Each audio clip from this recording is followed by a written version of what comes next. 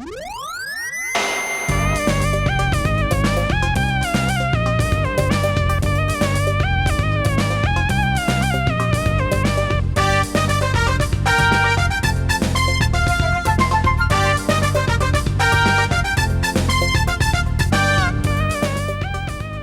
কোনো জিনিসের জন্য এক ধরনের অপেক্ষা থাকে এবং সেই অপেক্ষার পালা যখন শেষ হয়ে যায় তখন মনের ভিতরে একটা খুশি কাজ করে এবং সেই খুশি নিশ্চয়ই কাজ করছে কারণ এই অনুষ্ঠানকে যারা ভালোবাসো তাদেরকে আমন্ত্রণ জানাই আজকের প্রাণ মিল্ক ক্যান্ডি কুইজ শো জানার আছে বলার আছে ইভান স্যার তোমাদের সাথে থাকবে এবং তোমরা সবাই জানো শুরুতে আমরা কিছু তথ্য তো জানাবোই। আজ জানাবো ক্রাইস্ট দ্য রিডিমার সম্পর্কে।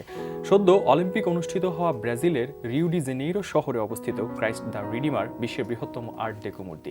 প্রায় 2340 ফুট উঁচু কর্কোভাদো পাহাড়ের উপর যীশু খ্রিস্টের এই মূর্তিটি অবস্থিত। এটি নকশা করেছেন ফরাসি ভাস্কর পল ল্যান্ডোস্কি। পর্তুগালের কাছ থেকে ব্রাজিলের স্বাধীনতা লাভের শতবর্ষ উদযাপন উপলক্ষে 1921 সালে এই মূর্তিটি নির্মাণের পরিকল্পনা করা হয়। 1931 সালে মূর্তিটির নির্মাণ কাজ শেষ হয়। প্রায় 26 ফুট উঁচু বেদির উপর নির্মিত ক্রাইস্ট দ্য রিডিমার উচ্চতায় প্রায় 30 মিটার।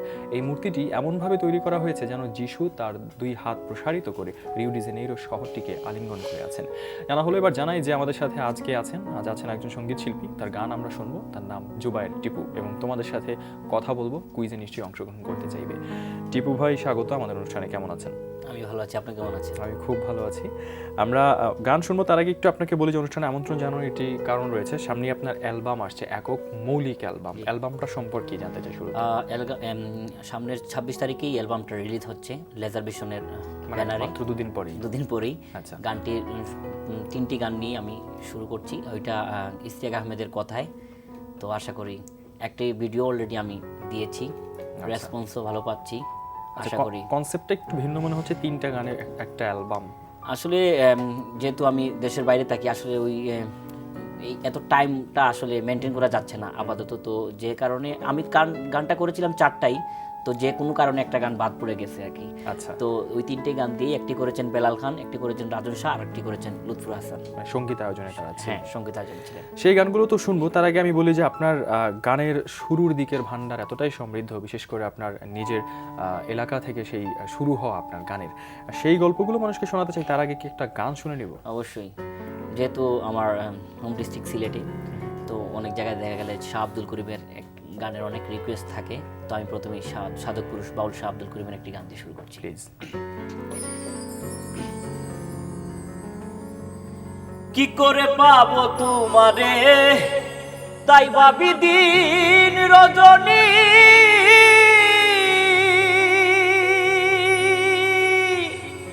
মনেরই ভাব প্রকাশ করি, কথায় দিয়ে রাগিনী,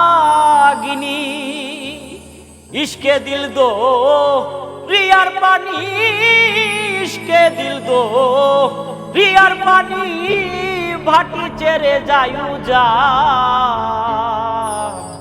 মন মজালে ওরে বাউলা গান, যা দিয়েছো তুমি আমায়, যা দিয়েছো তুমি আমায়, কি দেব তার প্রতিদান, মন মজালে ওরে বাউলা গান আমার, মন মজালে ওরে বাউলা গান।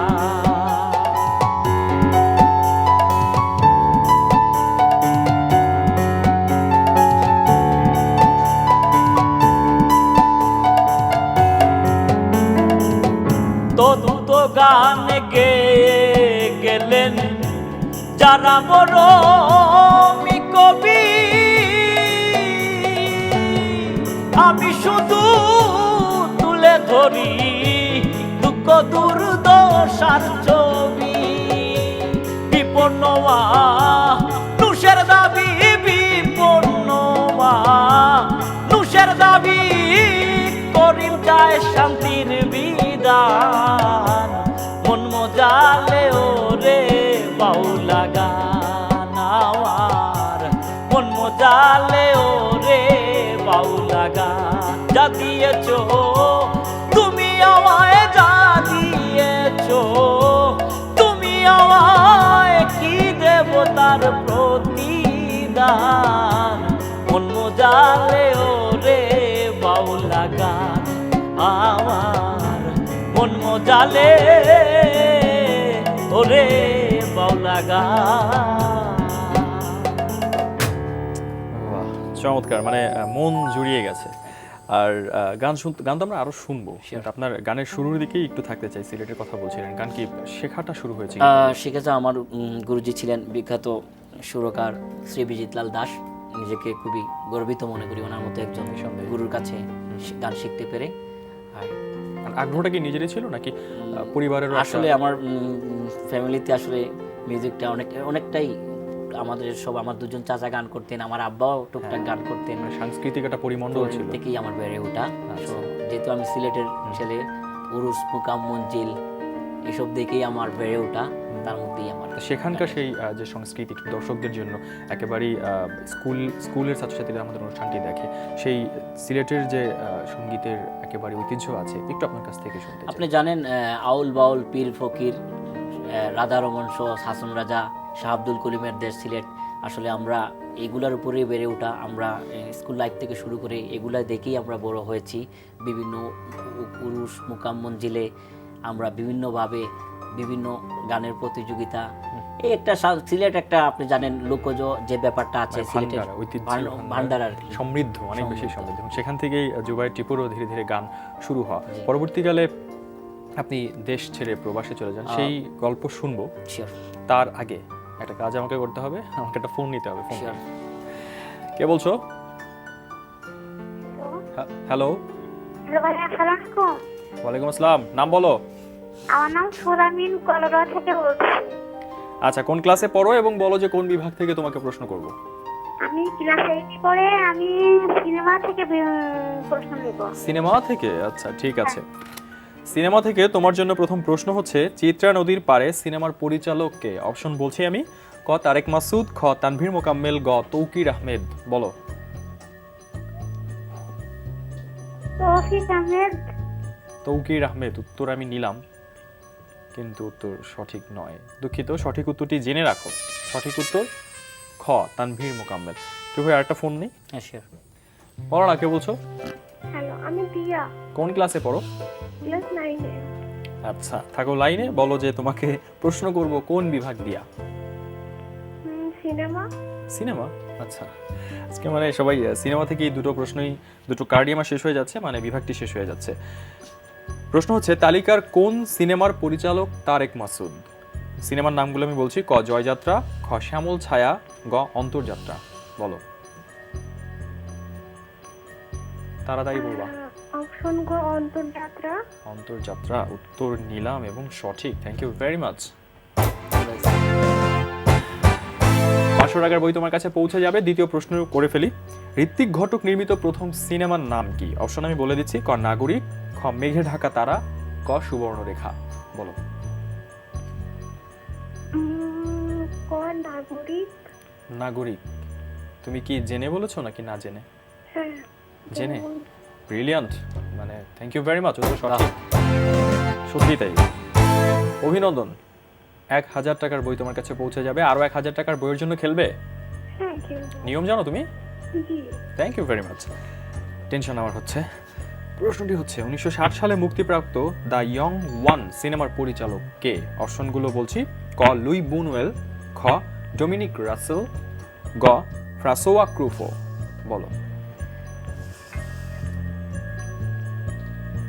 দ্রুত। অপশন ক লিবুনুয়েল। অপশন ক ক লুই বুনুয়েল।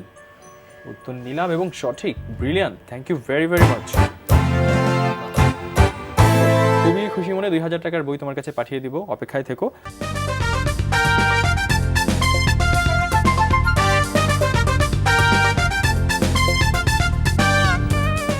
আমাদের সাথে প্রাণমিল ক্যান্ডি কুইজ শো জানার আছে বলার আছে, এখনো যারা দেখছো সবাইকে আরো একটি স্বাগত জানাচ্ছি। ইভান স্যার তোমাদের সাথে আছে, আমাদের সাথে আছেন জুবায়ের টিপু। ফোন করো, কুইজে অংশগ্রহণ করলে নিশ্চয়ই বিভিন্ন অঙ্কের টাকার বই জিততে পারবে।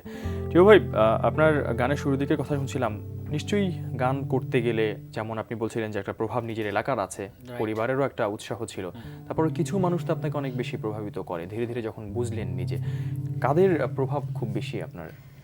আসলে আমি যখন কানাডা মন্ট্রিয়ালে চলে গেলাম 2004 এর এন্ডে, তো ভেবেছিলাম ওইখানে যাওয়ার পরে আর মনে হয় না গান টান হবে। গান টান হবে। তো যাই হোক ওইখানের প্রবাসী বাঙালিরা যারা হ্যাঁ। যখন আস্তে আস্তে সবাই শুনলো আমি গান টান করি, তো আমি ওইখানে একটা প্রোগ্রামে গান গাওয়ার সৌভাগ্য আমার হয়।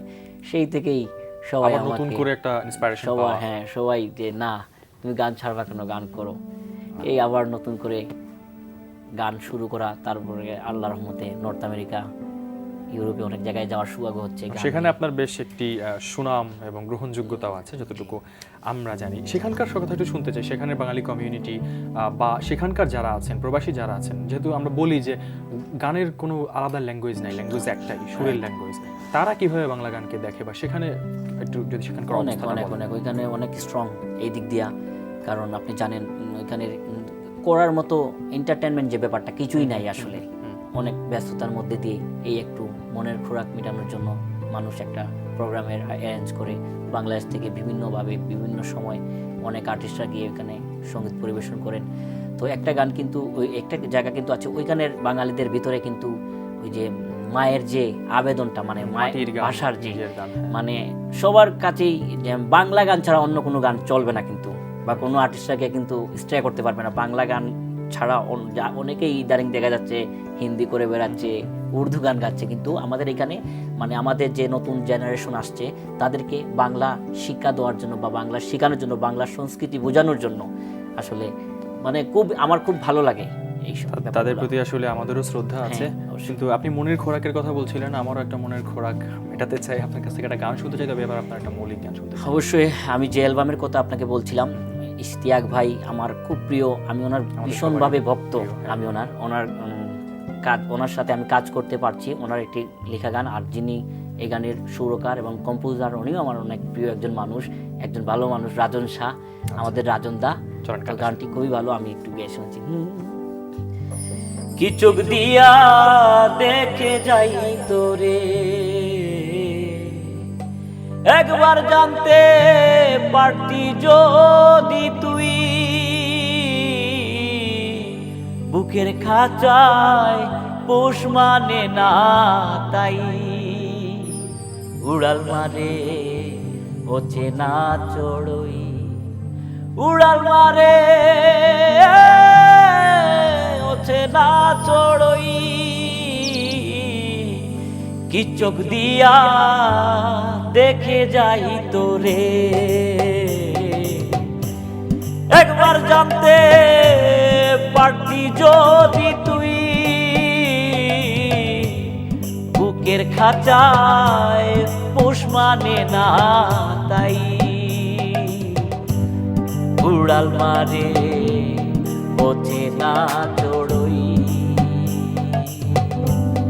উড়াল মারে হচ্ছে না চড়ই।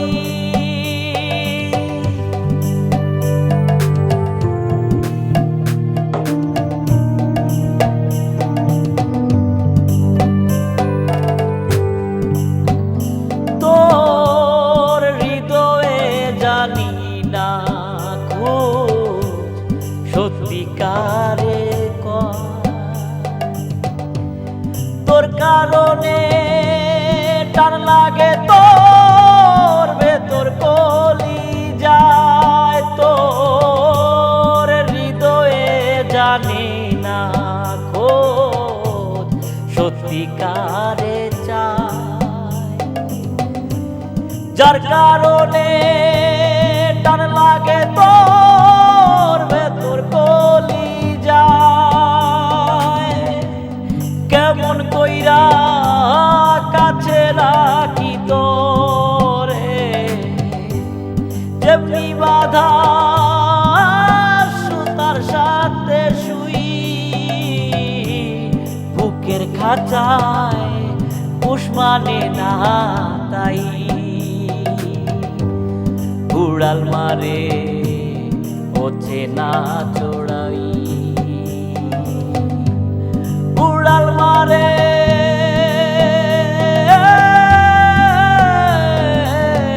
হচ্ছে না চড়ই। ভীষণ শ্রুতি মধুর, ইশতিয়াক ভাই, রাজন শাহ এবং আপনাকে সবাইকে অসংখ্য ধন্যবাদ এই চমৎকার একটি গান দেওয়ার জন্য। আমি একটা কাজ করতে চাই, আর একটু ফোন নিতে চাই। Sure. দেখা যাক ফোনে কে আছে। কে বলছো? আমি ভালো আছি, সরি, আমার নাম শারিন। আচ্ছা, কোন ক্লাসে পড়ো তুমি? আমি দিতে পড়ি। বলো কোন বিভাগ থেকে প্রশ্ন করবো? সিনেমা বিভাগটি শেষ। আমি জীব জগৎ থেকে প্রশ্ন করি। জীব জগৎ থেকে না? আচ্ছা, প্রথম প্রশ্ন তোমার জন্য। হার্পেটোলজি শাখায় কোন ধরনের প্রাণী নিয়ে আলোচনা করা হয়? অপশন দেখো, আমি বলেও দিচ্ছি। ক ফিতাকৃমি, খ বন্যপ্রাণী, গ উভচর। বলো দ্রুত,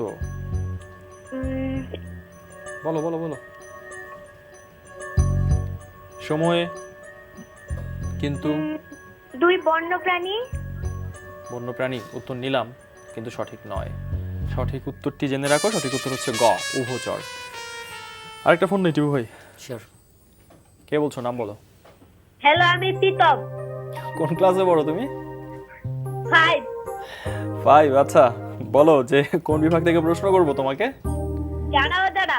জানা অজানা, ঠিক আছে। প্রথম প্রশ্ন তোমার জন্য জানা অজানা থেকে। বাংলাদেশ ধান গবেষণা ইনস্টিটিউটে সম্প্রতি নিয়োগপ্রাপ্ত প্রথম নারী মহাপরিচালক কে? অপশন শোনো। ক ডক্টর ভাগ্যরানী বণিক, খ ডক্টর নাসিম বানু, গ ফরিদা বেগম। ফরিদা বেগম। ফরিদা বেগম, তোমার ভাগ্য ভালো নয়, সঠিক নয় উত্তরটি। সঠিক উত্তর ছিল ডক্টর ভাগ্যরানী বণিক, ক।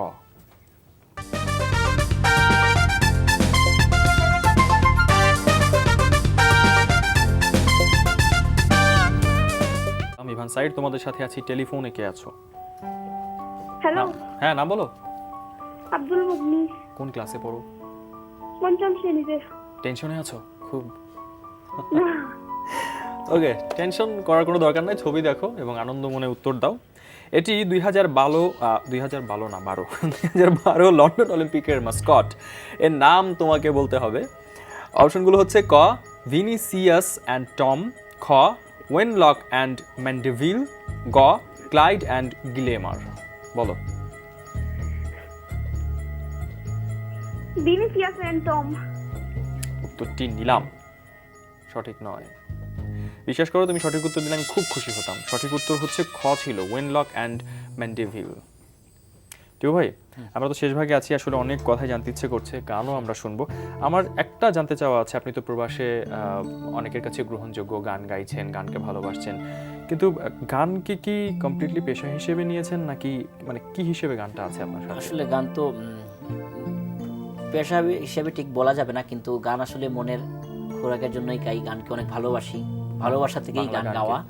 আর পাশাপাশি তো একটা জবও করি, বাট গানের প্রতি আমার টাইমটা বেশি পাস হয়। যখনই সময় পাই, যখনই সুযোগ হয়, গান নিয়েই থাকতে চাই। আচ্ছা, এবং এই কারণেই দেশে ছুটিতে এসেও অ্যালবাম করা। এই আগ্রহটা কি মানে আমি এখানে আসলে আসার পর? প্রত্যেক বছরই চলে আসি গানের জন্যই, গান করার শুধু জন্য। গানের জন্য? জি, গান করার জন্য আসা। বিভিন্নভাবে বিভিন্ন স্টেজ শো, বিভিন্ন টিভি শো, বিভিন্নভাবে বিভিন্ন জায়গায় জয়েন করি, এই আর কি। আচ্ছা, গান নিয়ে আপনার পরিকল্পনাটা কি? আসলে সামনে কি করতে চান? আসলে আমি যে আগে যেটা ছিল না, এখন শুরু করছি। কারণ দেখা যাচ্ছে যে আমি অন্যের গান গেয়ে বেড়াচ্ছিলাম এতদিন, তো মনে হলো যে নিজের কিছু করা দরকার। কারণ সবাই বলে ভাই আপনার কি আছে বা আপনার গান কোনটা। তো যাই, প্রথমবারের মতো আমার শুরু। আমি আস্তে আস্তে আগাবো গান নিয়ে।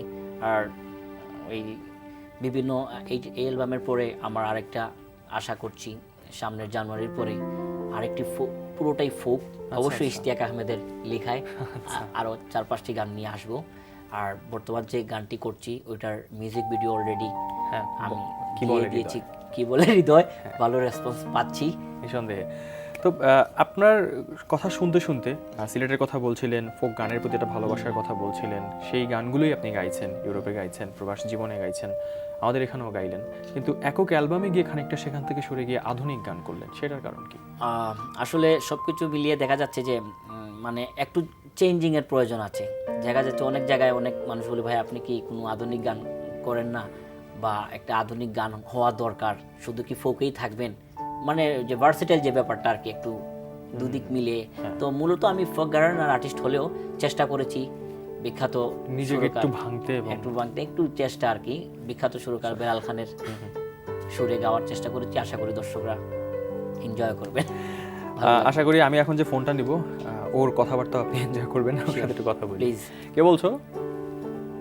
হ্যালো ভাইয়া, আসসালামু আলাইকুম। ওয়ালাইকুম আসসালাম। নামটা বলবা? আমার নাম ইনা, ইনা। কোন ক্লাসে পড়ো ইনা? ক্লাস 5। আচ্ছা বলো, কোন বিভাগ থেকে প্রশ্ন করব? বলো। জানা অজানা। জানা অজানা। তুমি দ্রুত উত্তর দিবা কিন্তু, ঠিক আছে? জানা অজানা তোমাকে প্রশ্ন করার পর শেষ হয়ে যাবে। প্রথম প্রশ্ন, ফিলিপাইনের নবনিযুক্ত প্রেসিডেন্টের নাম কি? অপশন বলে দিচ্ছি। ক লেনি রবরিদো, খ রডরিগো দুর্দাতো, গ জিয়াও দে কামারা। বেশ কঠিন। বলো বলো বলো, সময় নেই কিন্তু ইনা। ভাইয়া অপশন ক লেনি রিদো। উত্তর নিলাম কিন্তু সঠিক নয় ভাইয়া। সঠিক উত্তরটা হচ্ছে খ রডরিগো দুর্দাতে। ঠিক ভাই, সামনে আপনি আপনার প্ল্যানের কথা বলছিলেন, কেমন লাগছে আমাদের আজকের এই আয়োজনে এসে? চমৎকার, যেহেতু বাচ্চাদেরকে নিয়েই, যতটুকু বুঝলাম বাচ্চাদেরকে নিয়েই অনুষ্ঠানটা, তো সেটা এই প্রশ্নটা করার পিছনে একটা কারণ হচ্ছে যে গান তো গাইছেন, বহুদিন ধরে গাইছেন, আধুনিক গানও গাইলেন, বাচ্চাদের নিয়ে গান আমরা খুব একটা পাই না। সেরকম কোনো প্ল্যান বা পরিকল্পনা অবশ্যই আছে? একটা প্ল্যান আছে। ইশতিয়াক ভাইয়ের সাথে এ ব্যাপারে কথা হয়েছে, যেমন একটু আগে আসার আগে কথা হলো যে আমরা বাচ্চাদেরকে নিয়ে একটা গান দরকার, কারণ ওরা হচ্ছে আমাদের ভবিষ্যৎ, নেক্সট আমাদের জেনারেশন, প্রাণ। আমাদের ফিউচার। তো আশা করি আমরাও আশা করি টিউ ভাই আস্তে আস্তে একটু টাইম নিয়ে করবো আর কি। নিশ্চয়ই, কিন্তু আমরা টাইম নিয়ে কথা বলতে পারছি না কারণ একেবারে শেষ দিকে আছে। আমরা বিদায় নিব, এভাবে বিদায় নিব না। আপনাকে অসংখ্য ধন্যবাদ আসার জন্য। একটা গান শুনতে শুনতে বাড়ি যাব, আমি একটু বিদায় নিয়ে আসি। শিওর। প্রিয় দর্শক, বিদায় নিতে হচ্ছে, তবে একটি ঘোষণা সবার জন্য আছে। বিশ্বের যে কোনো প্রান্ত থেকে যে কোনো সময় এনটিভিতে সম্প্রচারিত সংবাদ ও অন্যান্য সকল অনুষ্ঠান উপভোগ করতে ভিজিট করুন আমাদের পূর্ণাঙ্গ ওয়েব পোর্টাল www.ntvbd.com। খুব বেশি ভালো থেকো, সুস্থ থেকো। আগামী দিন আবারও দেখা হবে। কেউ কোন গানটা শুনছি? প্রথমেই আপনাকে ধন্যবাদ, চমৎকার অনুষ্ঠানের জন্য এনটিভিকে ধন্যবাদ, আমাকে কিছু কথা বলার, কিছু গান শোনার, ইনভাইট ঠিক বলবো না, সুযোগ করে দেওয়ার জন্য। আর এবারে যে গানটি আমি করছি, আমার অত্যন্ত পছন্দের এই গানটি, দেওয়ান আলী। তো আশা করি ভালো লাগবে। ও বো গো বো,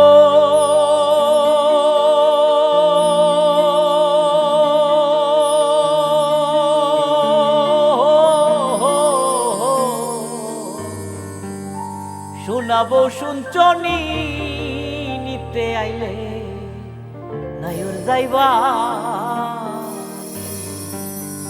শোনাবো শুনছনি নিতে আইলে নাইর যাইবা, শোনাবো শুনছনি গো, শোনাবো শুনছনি নিতে আইলে নাইর যাইবা।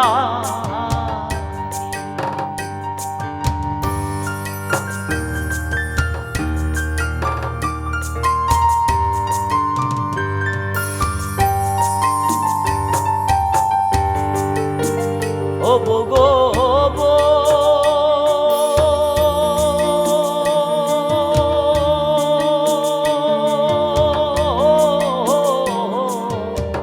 সাড়ে 3 হাত মাটির গরু, বাসটা দেবে শালি, যে করে থাকবাই দিন রজনী। ও বো গো বো,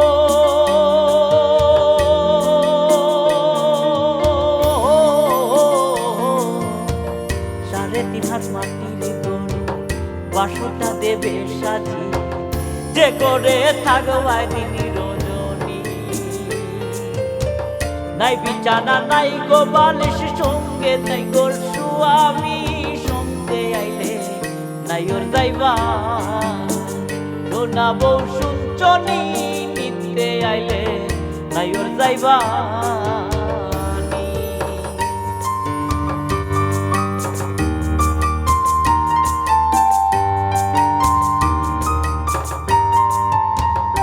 বো গো বো,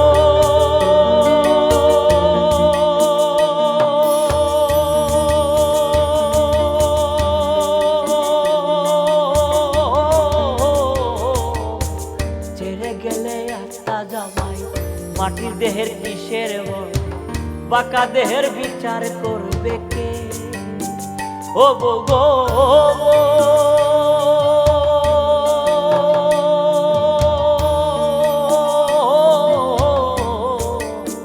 ছেড়ে গেলে আত্মা জামাই মাটির দেহের কিসের ভয়? বাঁকা দেহের বিচার করবে কে? আত্মার সাথে তোর